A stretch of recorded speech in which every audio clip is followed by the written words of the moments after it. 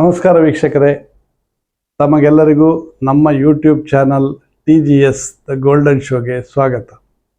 ಇವಾಗ ನಮ್ಮ ಪಾರ್ಲಿಮೆಂಟ್ ಇಲೆಕ್ಷನ್ನು ಕರ್ನಾಟಕದಲ್ಲಿ 2 ಫೇಸಲ್ಲಿ ಮುಗ್ದು ಹೋಯಿತು. ಇವಾಗ ಏನಿದ್ರು ಅವ್ರು ಬರ್ತಾರೆ, ಇವ್ರು ಬರೋಲ್ಲ, ಇವ್ರು ಬರ್ಬೋದು, ಅವ್ರು ಬರೋಲ್ಲ ಅನ್ನೋ ಪ್ರಾಬಬಿಲಿಟಿ, ಸಮೀಕ್ಷೆ ಹಾಗೂ ಗೆಸ್ ವರ್ಕು, ಬೆಟ್ಟಿಂಗು ಇದರಲ್ಲಿ ಅಪ್ ಟು ಜೂನ್ವರೆಗೆ ಇದು ನಡೀತೆ. ಆದರೆ ಇಲ್ಲಿ ಒಂದು ವಿಷಯ, ಕಾಂಗ್ರೆಸ್ ಮತ್ತು BJP ಮತ್ತು ಜನತಾದಳ ಅವರವ್ರದ್ದೇ ಒಂದು ಗ್ರೌಂಡ್ ರಿಪೋರ್ಟ್ ಅವ್ರು ಮಾಡ್ಕೊಂಡಿದ್ದಾರೆ. ಗ್ರೌಂಡ್ ರಿಪೋರ್ಟ್ ಅಂದರೆ ಗ್ರಾಸ್ ರೂಟ್ ಲೆವೆಲಿನ ಕಾರ್ಯಕರ್ತರು, ಅದರ ನೆಕ್ಸ್ಟ್ ಕಾರ್ಯಕರ್ತರು ಮತ್ತು ಫೈನಲ್ ಸ್ಟೇಟ್ ಲೀಡರ್ಸು ಇವರೆಲ್ಲ ಕೂತ್ಕೊಂಡು ಒಂದು ಸಮೀಕ್ಷೆ ಥರ ಮಾಡಿ, ಗ್ರೌಂಡ್ ರಿಪೋರ್ಟ್ ಮಾಡಿ, ಒಂದು ಪ್ರಾಬೆಬಲ್ ವಿನ್ನಿಂಗ್ ಸ್ಟ್ರಕ್ಚರು ನಮಗೆ ಸಿಕ್ಕಿದೆ. ನಮಗಂದ್ರೆ ಎಲ್ಲರಿಗೂ ಸಿಕ್ಕಿದೆ, ಪಬ್ಲಿಷು ಮಾಡಿದ್ದಾರೆ ಅವರು ಆಲ್ಮೋಸ್ಟ್. ಆದರೆ ಸ್ಟಾರ್ಟಿಂಗಲ್ಲಿ ಇದ್ದ ಒಂದು ಎಂಥೂಸಿಯಾಸಮ್, ಇಲೆಕ್ಷನ್ ಸ್ಟಾರ್ಟ್ ಆಗುವಾಗ ಏನಿತ್ತು, ನಾವು 28+ ವಿನ್ ಆಗ್ತೀವಿ, ನಾನು 25+ ವಿನ್ ಆಗ್ತೀವಿ ಅಂತ BJP ಅವ್ರು ಹೇಳಿದರು. ನಾನು 20+ ವಿನ್ ಆಗ್ತೇವೆ, ನಾವು ಆಲ್ಮೋಸ್ಟ್ ಅಷ್ಟು ವಿನ್ ಆಗ್ತೇವೆ ಅಂತ ಕಾಂಗ್ರೆಸ್ನವ್ರು ಹೇಳಿದರು. ಆದರೆ ಇಲೆಕ್ಷನ್ ಮುಗಿಯುವಾಗ ಆ ಒಂದು ಎಂಥೂಸಿಯಾಸಮ್ ಆಗಲಿ, ಆ ಒಂದು ಎಕ್ಸ್ಪೆಕ್ಟೇಷನ್ ಆಗಿ ಇದ್ದಂಗೆ ಕಾಣಲಿಲ್ಲ. ಇಲೆಕ್ಷನ್ ಮುಗೀತು, ಇಲೆಕ್ಷನ್ನಲ್ಲಿ ಸಾಕಷ್ಟು ಕೆಸರು ಅವ್ರ ಮೇಲೆ ಇವ್ರು ಹಾಕಿದರು. ಒಂದು ಹುಡುಗಿಯ ಡೆತ್ ಕೂಡ ಒಂದು ಇಲೆಕ್ಷನ್ ವಿಷಯ ಅಂತ ಕನ್ವರ್ಟ್ ಮಾಡಿ ಅವ್ರ ಮೇಲೆ ಇವ್ರ ಮೇಲೆ ಅವ್ರು ಹೇಳೋದು, ಯಾವುದೋ ಒಂದು ಅಶ್ಲೀಲ ವಿಡಿಯೋ ತಗೊಂಡು ಬಂದು ಅವರು ನೀವು ಸೋಲಿಸ್ಬೇಕು, ಇವ್ರನ್ನ ಅವ್ರು ಸೋಲಿಸ್ಬೇಕು ಅನ್ನೋ ಒಂದು ಕಾಂಪಿಟೇಷನ್ನು ಇಷ್ಟು ಕೀಳು ಮಟ್ಟದಲ್ಲಿ ನಡೀತು ಅಂದರೆ ಅದು ಊಹೆ ಕೂಡ ಮಾಡ್ಕೊಳ್ಳಿಕ್ಕೆ ಆಗೋದಿಲ್ಲ. ಅದು ಆದಮೇಲೆ, ಇಲೆಕ್ಷನ್ ಆದಮೇಲೆ ಇವತ್ತು ಅವರು ಎರಡೂ ಪಾರ್ಟಿಯವರು ಒಂದು ಗ್ರೌಂಡ್ ರಿಪೋರ್ಟ್ ಮಾಡ್ಕೊಂಡಿದ್ದಾರೆ. ಅವ್ರದ್ದೇ ಒಂದು, BJP ಅವರಾಗಲಿ ಕಾಂಗ್ರೆಸ್ನವ್ರಿಗೆ. ಮೊದಲು ನಾನು ಕಾಂಗ್ರೆಸ್ನವರು ಏನು ಗ್ರೌಂಡ್ ರಿಪೋರ್ಟ್ ತರಿಸ್ಕೊಂಡು ಏನು ಅವರು ವಿನ್ ಆಗಬಹುದು ಅಂತ ಹೇಳ್ತಾರೆ ಅನ್ನುವಂಥದ್ದನ್ನು ತಮ್ಮ ಮುಂದೆ ಇಡ್ತೇನೆ. ಇವರು ಗ್ರೌಂಡ್ ರಿಪೋರ್ಟ್ ಪ್ರಕಾರ ಕಾಂಗ್ರೆಸ್ನವರು ಅವರೇ ಹೇಳ್ತಾರೆ, 28ರಲ್ಲಿ ನಾವು 16 ವಿನ್ ಆಗ್ತೇವೆ, 16 ವಿ ವಿಲ್ ವಿನ್. ಆ 16ರಲ್ಲಿ ಕೂಡ 9 ಪಕ್ಕಾ ವಿನ್ ಆಗ್ತೇವೆ, 100% ವಿನ್ ಆಗ್ತೇವೆ ಅಂತ ಹೇಳ್ತಾರೆ. ಆ 9 ಕ್ಷೇತ್ರಗಳು ಯಾವುವು? ಹಾಸನದಲ್ಲಿ ನಾವು ಇಲೆಕ್ಷನ್ ಚೆನ್ನಾಗಿ ಮಾಡಿದ್ದೇವೆ, ಅಷ್ಟರೊಳಗೆ ಪೆನ್ ಡ್ರೈವ್ ರಿಲೀಸ್ ಮಾಡಿದ್ದೇವೆ, ಪೆನ್ ಡ್ರೈವ್ ಕೊಟ್ಟಿದ್ದೇವೆ. ಅದರಿಂದ ನಮ್ಮವರು ಏನು ಮಾಡಿದ್ದಾರೆ, ಇವರು ಗೌಡ್ರ ಮೊಮ್ಮಗ ಚೆನ್ನಾಗಿ ಕೆಲಸ ಮಾಡಿದ್ದಾರೆ. ಪ್ರಜ್ವಲ್ ರೇವಣ್ಣನ ಸೋಲಿಸೋದು ನಮಗೇನು ಕಷ್ಟ ಆಗೋದಿಲ್ಲ. ಈ ಸಲ ಹಾಸನ ನಾವು ವಿನ್ ಆಗ್ತೇವೆ, ಚಿತ್ರದುರ್ಗದಲ್ಲಿ ವಿನ್ ಆಗ್ತೇವೆ, ಆಮೇಲೆ ಚಾಮರಾಜನಗರದಲ್ಲಿ ವಿನ್ ಆಗ್ತೇವೆ, ಮಂಡ್ಯದಲ್ಲಿ ಕೂಡ ನಾವು ವಿನ್ ಆಗ್ತೇವೆ. ಮಂಡ್ಯದಲ್ಲಿ ಕುಮಾರಸ್ವಾಮಿ ಸೋಲ್ತಾರೆ, ಅಲ್ಲಿ ಒಕ್ಕಲಿಗರು ಪ್ರಾಬಲ್ಯ ಇರ್ಬೋದು. ಒಕ್ಕಲಿಗರು 60%, ಅವರೇ ಹೇಳೋಕೆ, ಇದು ಕಾಂಗ್ರೆಸ್ನವರೇ ಕೊಡುವಂಥ ಲೆಕ್ಕಾಚಾರ, 60% ಅವರು ಕುಮಾರಸ್ವಾಮಿ ಅವ್ರಿಗೆ ವೋಟ್ ಹಾಕಿದರು. ಬೇರೆಯವರು SC/ST, Lingayat, Muslim, Christians, any other caste Kumaraswamy ಅವ್ರಿಗೆ ವೋಟ್ ಹಾಕಲಿಲ್ಲ. ಆ ಲೆಕ್ಕಾಚಾರದಲ್ಲಿ ಕುಮಾರಸ್ವಾಮಿ ಸೋಲ್ತಾರೆ. ಪ್ಲಸ್ ಕುಮಾರಸ್ವಾಮಿ ಎದುರು ನಿಂತವರು ಚೆನ್ನಾಗಿ ಮಾಡಿದ್ದಾರೆ ಇಲೆಕ್ಷನ್, ಚೆನ್ನಾಗಿ ಅರ್ಥ ಆಗಿರಬೇಕು, ಚೆನ್ನಾಗಿ ಮಾಡಿದ್ದಾರೆ ಅಂತ ಕಾಂಗ್ರೆಸ್ನವರೇ ಹೇಳ್ತಾರೆ. ಸೊ ಮಂಡ್ಯ ಕೂಡ ಕಾಂಗ್ರೆಸ್ ವಿನ್ ಆಗ್ಬೋದು.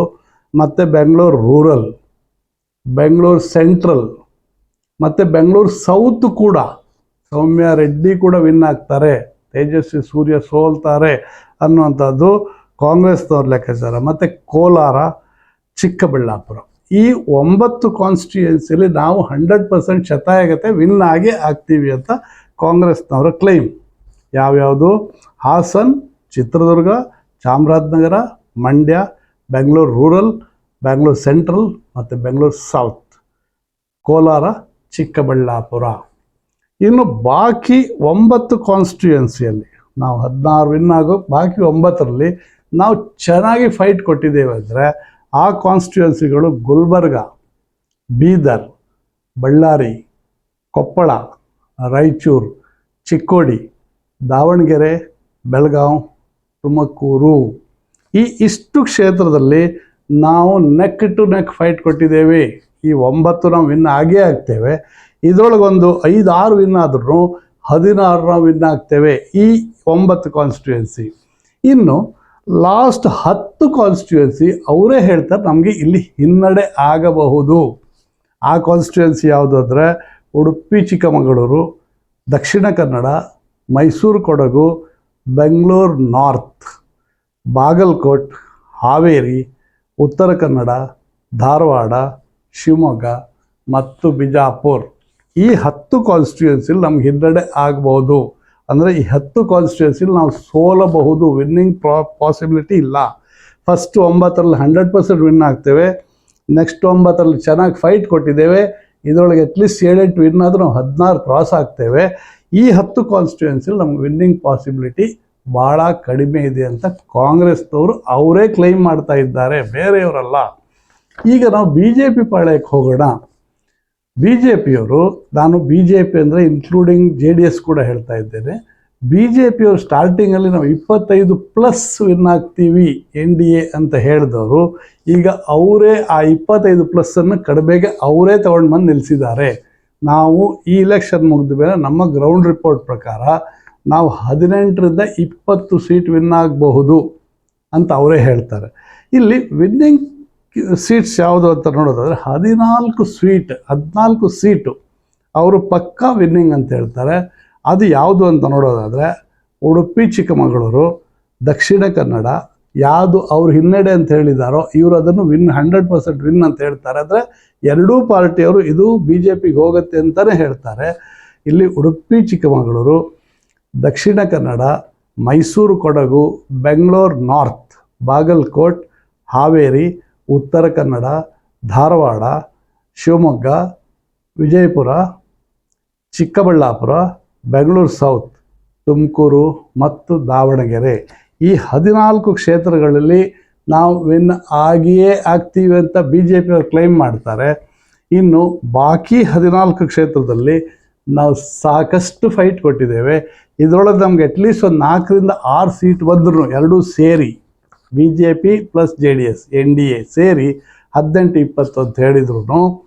ಫೈಟ್ ಮಾಡಿದ ಕ್ಷೇತ್ರಗಳಲ್ಲಿ ಅವರ ಲಿಸ್ಟು BJP ಲಿಸ್ಟ್ ಪ್ರಕಾರ ಬೀದರ್, ಗುಲ್ಬರ್ಗ, ಕೊಪ್ಪಳ, ಬಳ್ಳಾರಿ, ಚಿಕ್ಕೋಡಿ, ಚಾಮರಾಜನಗರ, ಹಾಸನ್, ಚಿತ್ರದುರ್ಗ, ಕೋಲಾರ, ಬೆಂಗಳೂರು ರೂರಲ್, ಬೆಂಗಳೂರು ಸೆಂಟ್ರಲ್, ಹಾಸನ್, ಮಂಡ್ಯ, ಕೋಲಾರ ಈ 14 ಕಾನ್ಸ್ಟಿಟ್ಯೂಯೆನ್ಸಿಯಲ್ಲಿ ನಾವು ಅಟ್ಲೀಸ್ಟ್ ಒಂದು 8ರಿಂದ 10 ಬಂದ್ರೂ ನಮ್ಗೆ 14ರಲ್ಲಿ 5ರಿಂದ 6 ಬಂದ್ರೂ 14, 5, 19 ಸೀಟ್ ನಾವು ವಿನ್ ಆಗಬೇಕು ಅನ್ನುವಂಥ BJPಯವ್ರದ್ದೇ ಕ್ಲೈಮು.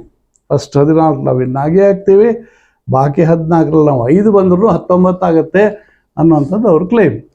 ನೋಡೋಣ ಜೂನ್ 4ರಲ್ಲಿ ಇದೇನಾದರೂ ವರ್ಕೌಟ್ ಆಗುತ್ತಾ, ಗ್ರೌಂಡ್ ರಿಪೋರ್ಟ್ ಏನಾಗುತ್ತಾ ಅಂತ ನೋಡೋಣ. ಅಲ್ಲಿವರೆಗೂ ಕಾದು ವೆಯ್ಟ್ ಮಾಡೋಣ.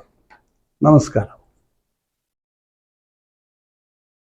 ನೋಡಿದ್ರಲ್ಲ ವೀಕ್ಷಕರೇ, ಇದು ಕಾಂಗ್ರೆಸ್ ಮತ್ತು BJP ಅವರವ್ರ ಪಾರ್ಟಿ ಅವರವರೇ ಅಸೆಸ್ ಮಾಡಿದ ಒಂದು ಲೆಕ್ಕಾಚಾರ. ಅವರು ಇದನ್ನು ಗ್ರೌಂಡ್ ರಿಪೋರ್ಟ್ ಅಂತ ಹೇಳ್ತಾರೆ. ಅವ್ರ ಪ್ರಕಾರ ಅವ್ರ ವಿನ್ನಿಂಗು ಅವ್ರು ಹೇಳ್ಕೊಂಡಿದ್ದಾರೆ. ದಯವಿಟ್ಟು ನಮ್ಮ ವಿಡಿಯೋಗಳನ್ನು ನೋಡಿ, ಕೊನೆವರೆಗೂ ನೋಡಿ, ಲೈಕ್ ಮಾಡಿ, ಶೇರ್ ಮಾಡಿ. ದಯವಿಟ್ಟು ನಮ್ಮ ಚಾನಲನ್ನು ಸಬ್ಸ್ಕ್ರೈಬ್ ಮಾಡೋಕ್ಕೆ ಮರಿಬೇಡಿ. ನಮಸ್ಕಾರ.